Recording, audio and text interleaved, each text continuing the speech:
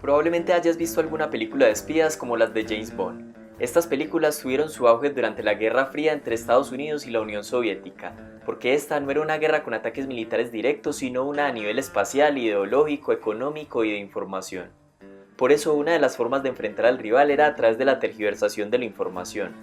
Por ejemplo, Hollywood estaba permanentemente presionado por el gobierno de Estados Unidos para transmitir ideas en sus películas que estuvieran acorde con sus ideales. Así se mostraba al enemigo como el mayor peligro contra los intereses del país, y por eso se mostraba a los rusos como personas muy malas y frías. A esto se le suele llamar el síndrome del enemigo, que consiste en exagerar la peligrosidad del adversario. Entre más peligroso se muestre al otro, más necesaria es mi presencia, más poder me dan para derrotarlo y más financiación obtengo o justifico para controlarlo.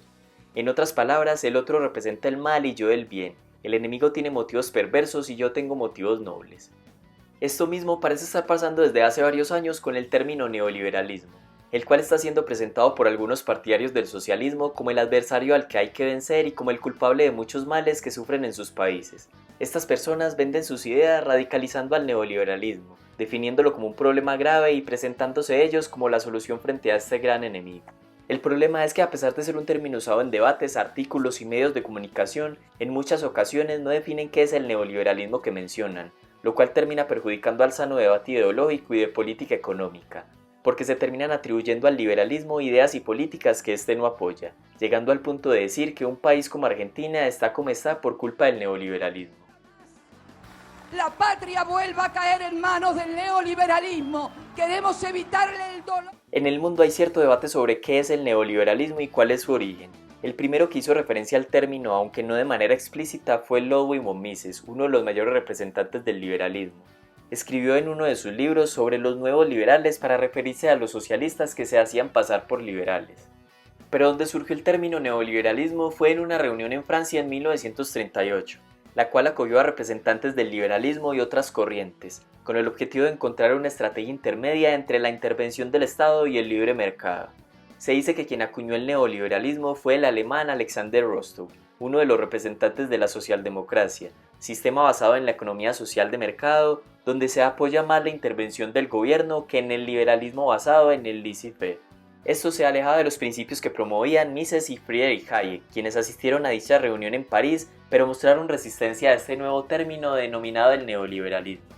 Por eso Hayek años después denunció nuevamente a los nuevos liberales que no eran más que partidarios de la socialdemocracia y de la intervención del Estado en la economía. Entonces, si Hayek en varias oportunidades se diferenció de los neoliberales al mencionar que no compartían los mismos principios, ¿cómo es que el neoliberalismo ha sido utilizado para relacionarlo a él y a otros liberales? En el discurso político tiene razón quien mejor exponga la idea, no quien tenga el mejor razonamiento lógico, y los adversarios del liberalismo han utilizado muy bien el neoliberalismo como antagonista, y lo seguirán haciendo porque lo que importa es el lenguaje de vender la idea del otro como enemigo, a pesar de que tengan contradicciones como al asumir que todos los liberales son partidarios del Fondo Monetario Internacional, la cual es una entidad de crédito más keynesiana que liberal, que favorece la burocracia, el intervencionismo y los rescates financieros. La mayoría de las veces que se usa esta palabra se hace referencia a diferentes políticas, gobiernos y escuelas de economía sin distinción alguna. Y a pesar de estas contradicciones, el término se sigue utilizando para caracterizar cualquier política o gobierno que, alejándose del socialismo más convencional, busque el equilibrio presupuestal, combata la inflación, privatice empresas estatales y en general reduzca la intervención estatal en la economía. Hay dos hechos que llaman la atención. Uno es que en la actualidad prácticamente nadie se identifica como neoliberal, a pesar de que los académicos, políticos y gente del común relacionan a otros con este término.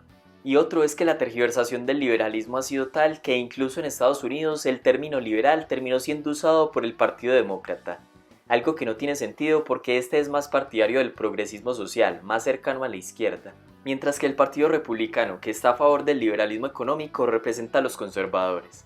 En fin, George Orwell decía que el lenguaje político está diseñado para lograr que las mentiras parezcan verdades y el asesino respetable. Por eso Karl Marx pudo vender a millones de personas la idea del comunismo a pesar de sus erróneas interpretaciones de la economía. ¿Perdió el liberalismo contra el socialismo en el lenguaje político? Deja tu opinión en los comentarios y gracias por ver el video.